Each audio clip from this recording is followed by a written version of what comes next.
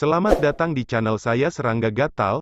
Jangan lupa di subrek, like and share. Mimin doakan semoga kita sehat semua. Oke, kita mulai. Kapal harta karun. Wanita menawan dan flamboyan itu melipat tubuhnya dan kembali ke perjamuan. Dan wanita cantik ini duduk di kursi paling atas. Nyonya Miao Hua baru saja menemukan sesuatu. Seorang lelaki tua berambut abu-abu berjubah hitam bertanya sambil tersenyum. Mata semua orang di ruangan itu juga melihat ke atas. Sebelumnya, Nyonya Miao Hua tiba-tiba bangkit dan pergi ke tempat kapal harta karun bersandar di pagar, memandangi perahu tenda yang muncul di sungai. Adegan ini telah lama menarik perhatian banyak orang. Perbaikan setan. Semua orang yang hadir menunjukkan sedikit kejutan. Pria tua berambut abu-abu dengan jubah tinta itu mengedipkan matanya dan berkata, jika ini masalahnya, pembudidaya iblis barusan tidak mungkin berasal dari wilayah Great Chu kita. Semua orang mengangguk. 300 tahun yang lalu, 13 pembudidaya di Great Chu bergabung untuk mengeluarkan penghancuran setan, memerintahkan praktisi di seluruh dunia untuk mengambil tindakan bersama untuk menghancurkan iblis di dunia.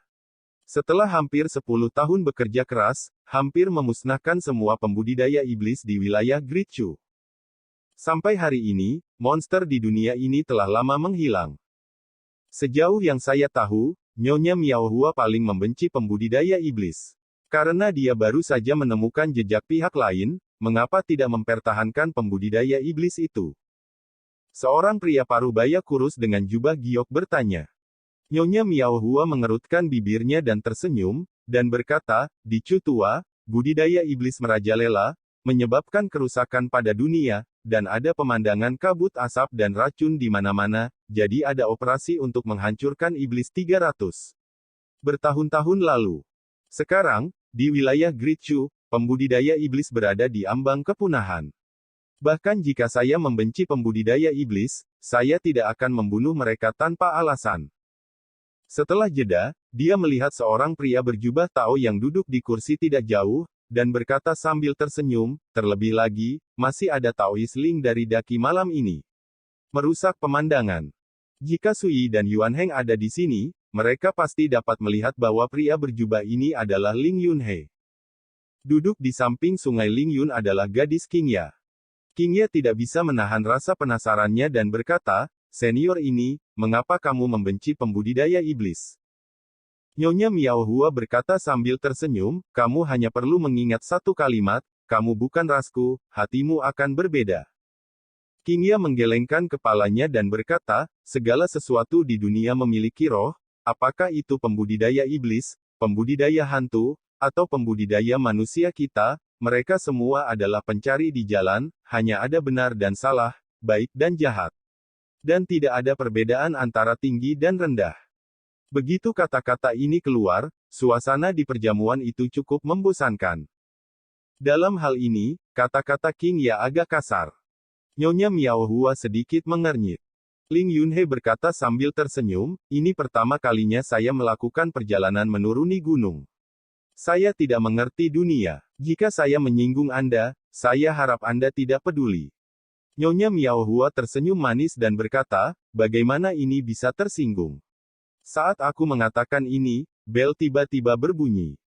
Mata indah Nyonya Hua sedikit menyipit, dan dia melepaskan seutas lonceng perak dari pinggangnya. Permukaan lonceng diukir dengan banyak totem yang tidak jelas dan aneh, dan cahaya perak bersirkulasi dan terus bergetar. Melihat ini, Nyonya Miao Hua melirik semua orang di ruangan itu dan berkata, semuanya, sepertinya ada hantu yang sangat kuat yang lahir di Sungai Tianlai. Begitu kata-kata ini keluar, para biksu yang hadir semua terkejut. Aneh, mengejutkan bertemu dengan seorang pembudidaya iblis malam ini, dan sekarang masih ada hantu. Nyonya Miao Hua berkata, hantu ini dapat membuat Silver Sky Bell, saya mengeluarkan suara yang tidak normal, itu ditakdirkan untuk menjadi tidak biasa dan sebanding. Maukah Anda datang dan melihatnya bersama saya? Semua orang setuju. Segera, Nyonya Miao Hua bangkit, melambaikan jubah lengan bajunya, dan lonceng perak itu menembus langit, seperti paranormal, dan hanyut ke dalam malam. Nyonya Miao Hua dan para biksu lainnya melarikan diri dan mengikuti.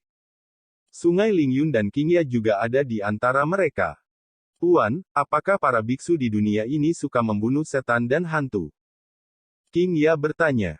Ling Yunhe menggelengkan kepalanya dan berkata, bukan itu masalahnya, para biarawan di wilayah Great Chu, di masa lalu, telah membentuk perseteruan berdarah dengan pembudidaya iblis dan pembudidaya hantu. Sekarang, untuk pembudidaya Dacu, membunuh iblis dan hantu adalah hal yang biasa. King Ya tiba-tiba berkata, begitulah.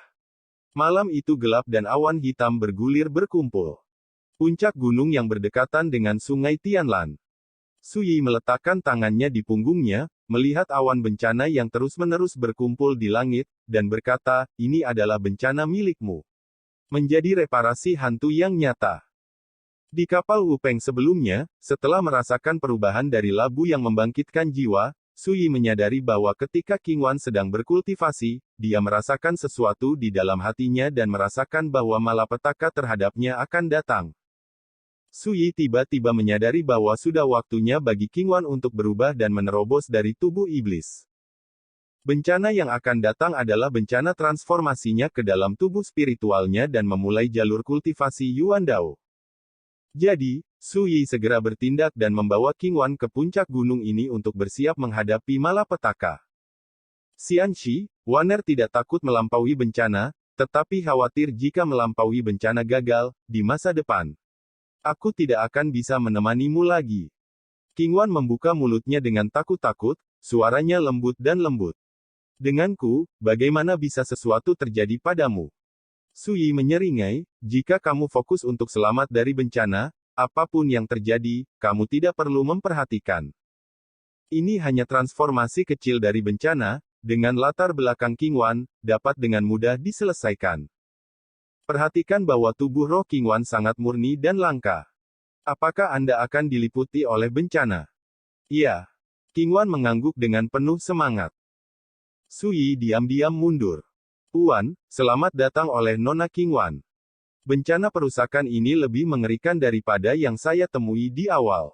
Alis Yuan Hang penuh dengan kehikmatan. Meskipun malapetaka ini belum benar-benar terbentuk, aura malapetaka yang menyebar antara langit dan bumi membuatnya merasakan detak jantung. Bencana ini memang sangat tidak biasa, tapi tidak terlalu buruk. Su Yi berkata dengan santai. Dibandingkan dengan malapetaka tabu yang dia temui ketika dia pertama kali melangkah ke ranah Inedias, malapetaka terhadap King Wan ini hanya bisa dianggap normal. Dan tentu saja, di mata para biksu di benua Changqing, bencana semacam ini jarang terjadi. Tiba-tiba, cahaya menyilaukan yang menyilaukan muncul di langit malam di kejauhan, bergegas ke sini, ada lebih dari 20 orang, perkasa dan kuat. Ketika jauh, saya melihat King Wan di puncak gunung yang sedang bersiap untuk mengatasi kesengsaraan, dan suara nyaring terdengar. Aura bencana yang mengerikan, mungkinkah hantu itu hantu tua? Menarik, hantu ini akan melampaui malapetaka. Kapan, di dekat sungai Tianlan, ada hantu yang begitu kuat? Tidak peduli dari mana asalnya, dia harus dihancurkan dan dihapus dari dunia. Suara itu masih bergema, dan kelompok pembudidaya dengan cepat mendekat, agresif. Tuan, para biksu di kapal harta karun tadi. Dari kejauhan, wajah Yuan Hang menjadi serius saat melihat pemandangan ini. Su Ying bersenandung, ekspresinya acuh tak acuh seperti sebelumnya, dia menoleh dan berkata kepada King Wan, ingat apa yang saya katakan, berkonsentrasilah untuk mengatasi bencana, dan tidak peduli tentang hal-hal lain. King Wan awalnya terkejut dengan adegan ini, tetapi ketika dia mendengar kata-kata Su Yi, dia merasa seolah-olah dia telah menemukan dukungan yang paling kuat, dan tubuh serta pikirannya tenang. Dia berbisik, Xian Shi, jika saya berhasil mengubah, dapatkah saya juga memanggil Anda Master? Ini hampir berakhir, apa yang kamu pikirkan? Su Yi tertawa bodoh, ketika kamu berhasil mengatasi malapetaka, kamu dapat menyebutnya apapun yang kamu inginkan. King Wan langsung tertawa, wajah kecilnya yang cantik bersinar dengan tampilan yang berbeda, dia mengangguk dengan penuh semangat, iya. Kemudian, dia berbalik dan melihat ke langit. Pada sosoknya yang halus dan anggun, ada aura kuat yang tak tertandingi berjalan, dan sepasang mata dan feng yang dalam dan indah juga menjadi dalam dan cerah. Suara pecahnya langit terdengar, dan sekelompok biksu tiba satu demi satu, berdiri di kehampaan tidak jauh dari puncak gunung. Pemimpinnya adalah Nyonya Miao Hua, yang mengenakan jubah Cina dan menawan seperti api. Hampir pada saat yang sama, master dan murid Ling Yunhe dan King Ya yang berdiri di belakang kerumunan juga mengenali Su Yi dan Yuan Heng, dan mereka semua terkejut. "Tuan, mereka." King Ya membuka mulutnya untuk mengatakan sesuatu, tetapi Ling Yunhe menghentikannya dengan tenang, dan berkata, "Jangan bersuara, mari kita lihat situasinya." King Ya mendengus, mengedipkan matanya yang besar dan berair, dan dengan penasaran menatap King Wan yang melayang di kejauhan, ekspresinya tidak bisa tidak mengungkapkan sentuhan kejutan. "Ah, betapa cantiknya Nona Guixiu." Awan perampokan tebal dan atmosfer tertekan. Lebih dari 20 biksu dacu yang dipimpin oleh Nyonya Miao Hua berdiri di tanah. Napas semua orang kuat, dan cahaya mengalir, menghalangi kekosongan di dekat puncak gunung ini. Tapi Su Yi menutup mata, meletakkan tangannya di belakang punggungnya, dan melihat ke langit. Bencana melawan King Wan ini akan datang dalam beberapa saat. Yuan Heng tampak waspada dan siap menunggu. Dia dapat melihat bahwa pendatang itu tidak baik. Nyonya Miao Hua mengenali mereka. Pria tua berambut abu-abu berjubah hitam itu bertanya. "Lihat, semuanya, pembudidaya iblis yang saya sebutkan sebelumnya adalah orang itu." Nyonya Miao Hua mengangkat tangan gioknya dan menunjuk Yuan Heng dari kejauhan. Semua mata menyapu. "Itu mereka. Semua orang datang. Aku tidak menyangka ada hantu di samping pembudidaya iblis ini yang ingin menyelamatkan bencana." Pria tua berambut abu-abu dengan jubah tinta mencibir, dan kata-katanya penuh dengan penghinaan. Wajah Yuan Heng tenggelam, alisnya dipenuhi amarah, dan dia menatap Su Yi. Terakhir kali dia berada di kuil Gunung Fuxianling, karena tembakannya yang tidak sah, Su Yi pernah memperingatkannya bahwa dia tidak boleh bertindak sembarangan di masa depan, dan harus rendah hati. Kali ini, meskipun dia marah, dia masih ingat nasihat Su Yi. Melihat Su Yi mengalihkan pandangannya ke langit dan melirik biksu besar Chu di kejauhan, dia berkata dengan acuh tak acuh. "Siapapun yang dekat dengan puncak gunung akan mati." Kata-katanya santai dan bersahaja. Sebaliknya, Ling Yunhe telah melihat perilaku Su Yi, dan relatif tenang. Dan karakter yang dapat berpartisipasi dalam perjamuan yang dia dirikan di kapal harta karun tidak biasa, dan ada lebih dari 10 orang di ranah Yuan Fu saja. Di wilayah Chu yang hebat ini, itu sudah menjadi barisan kelas 1. Jika Anda berubah menjadi seorang kultivator biasa, menghadapi situasi seperti itu, Anda telah lama merasa ngeri, putus asa, dan cemas. Bahkan jika dia adalah Ling Yunhe, dia harus bersiap untuk mundur. Tapi Su Yi, tidak hanya tidak takut, tetapi juga memiliki sikap tenang membenci semua pahlawan. Bagaimana ini bisa mengejutkan Ling Yunhe? Berani bertanya kepada teman kecilmu nama keluargamu, dari mana asalmu, dan siapa gurumu. Nyonya Miao Hua melihat bahwa Su Yi seharusnya tidak takut, dan sikapnya menjadi jauh lebih berhati-hati. Su Yi mengabaikannya, dia menepis bajunya, duduk di sisi batu sesuka hati, dan menatap King Wan. Taoisme gadis itu telah berjalan dengan sekuat tenaga, dan dia siap untuk mencapai puncaknya. Aura di tubuhnya juga membuat Su Yi benar-benar nyaman. Dengan Taoisme King Wan, dia dapat dengan mudah menangani bencana transformasi ini sendirian, tanpa bantuannya. Su Yi tidak berbicara, jadi Yuan Heng secara alami tidak akan mengatakan sepatah kata pun. Dia melipat tangannya di depan dada dan menatap dingin pada para pembudidaya dacu ini. Wajah Nyonya Miao Hua dan para biarawan itu menjadi muram, dan mereka merasa martabat batin mereka sedang diprovokasi dan diinjak-injak. Dengan identitas mereka, di wilayah Chu yang besar ini, siapa yang berani mengabaikan mereka seperti ini? Jubah kuning yang megah setengah baya mendengus dingin. "Nyonya Miao Hua, menurut saya, tidak perlu berbicara omong kosong dengan mereka, bunuh saja iblis dan hantu itu bersama-sama." Pria muda berpakaian itu pembunuh. Begitu kata-kata ini keluar, para pembudidaya dacu yang hadir semuanya akan bergerak. Nyonya Miao Hua terus menatap Su Yi, tetapi yang membuatnya cemberut adalah pada saat ini, Suyi tenang dan tenang, tanpa sedikit pun kepanikan.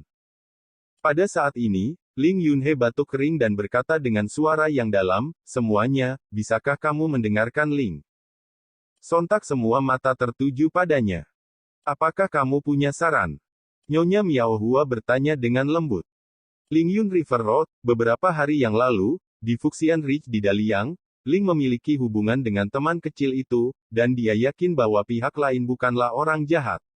"Mengapa kamu tidak mengangkat tanganmu tinggi-tinggi? Sejauh ini, bagaimana dengan ini?" Nyonya Miao Hua dan para biarawan lainnya mengerutkan kening. Ling Yunhe adalah sosok top dari Daki. Dia memiliki basis kultivasi Gathering Stars. Tidak ada yang bisa mengabaikan sikapnya. Anda dapat membiarkan mereka berhenti seperti ini, tidak hanya mereka dapat kehilangan muka, tetapi siapa yang dapat didamaikan. Rekan Taois, Anda baru saja bertemu secara kebetulan. Menurut pendapat saya, yang terbaik adalah tidak mencampur adukannya, agar tidak membuat masalah bagi kita berdua. Nyonya Miao Hua berkata dengan acuh tak acuh. Ling Yunhe hendak mengatakan sesuatu ketika Suyi di puncak gunung di kejauhan sudah berkata, "Sulit untuk membujuk iblis terkutuk dengan kata-kata yang baik. Anda dan murid Anda hanya bisa berdiri dan menonton masalah ini." Melihat Suyi berbicara, Yuan Hang berkata, "Ya, kalian berdua tolong menjauhlah. Adapun orang-orang ini, mereka ingin mati, tidak ada yang bisa disalahkan." Kedua tuan dan pelayan, yang satu lebih sombong dari yang lain, yang membuat Nyonya Miao Hua dan biksu dacu lainnya tertawa dalam kemarahan. Arogan. Hahaha, rintangan jahat ini sudah dalam situasi putus asa, seolah-olah ini merajalela, ini benar-benar mengabaikanku. Kata yang bagus sulit untuk membujuk hantu terkutuk. Kalimat ini untuk dirimu sendiri. Para pembudidaya dacu itu semua marah, dan niat membunuh mereka meledak, membanjiri langit, menyebabkan awan di kekosongan ini runtuh dan menghilang. Ling Yunhe menghela nafas.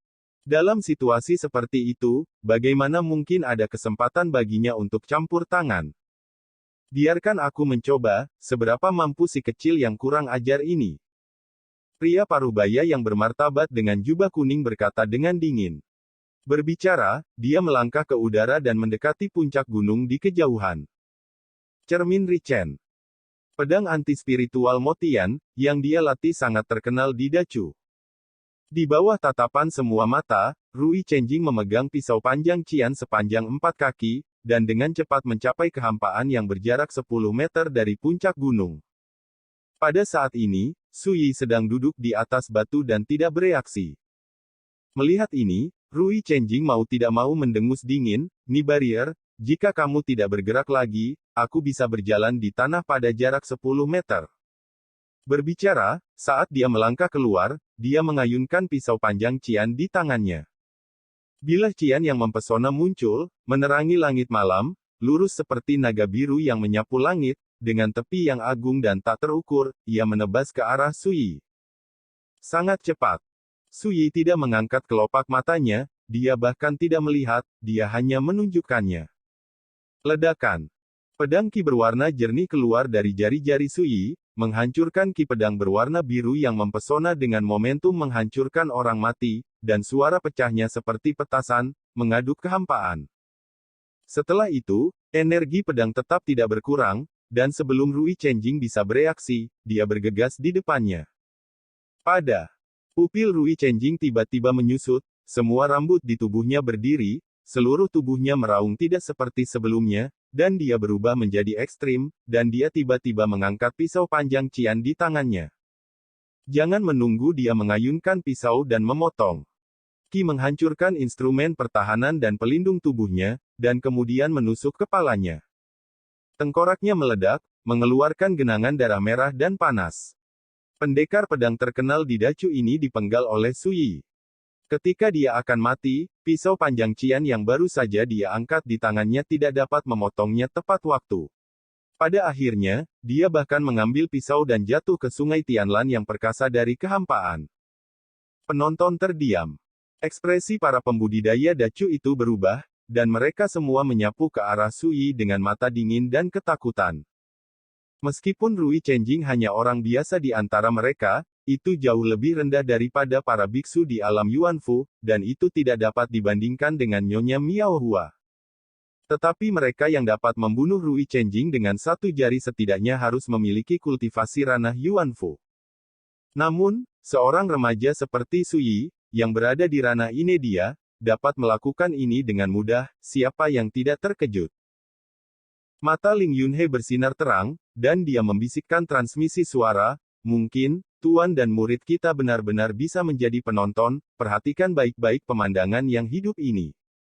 Sebelumnya, Su Yi tidak takut, tetapi tidak jelas di mana dia, seorang kultivator Inedia, memiliki kepercayaan diri untuk melawan para kultivator Dacu.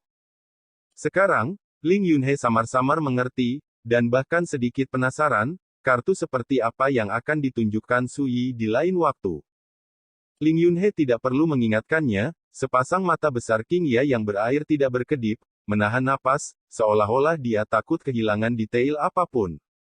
Setelah Su Yi menjentikkan jarinya untuk membunuh musuh, dia melihat jantung dan hidungnya, duduk di atas batu, dan merasa puas. Ledakan. Tiba-tiba, di kedalaman awan perampokan hitam yang telah menumpuk untuk waktu yang lama di langit, badai petir terdengar, dan gemuruh berguling di bawah malam. Itu juga memecahkan suasana yang membosankan dan buntu. Pada saat ini, sesosok tiba-tiba menyerang.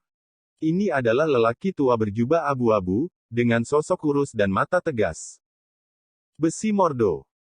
Dia telah berlatih selama lebih dari 260 tahun, dan dia memiliki dasar yang kuat dalam Dao. Ledakan. Begitu Taimo Dufu menembak, dia mendesak tombak emas cerah untuk menusuk Su Yi di puncak gunung dari jarak puluhan meter. Dalam sekejap, itu seperti api dari langit.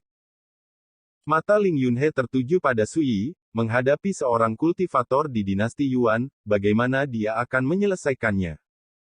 Bahkan hati Yuan Heng juga tegang. Menghadapi pukulan kultivator Yuanfu, pikirannya juga terpengaruh.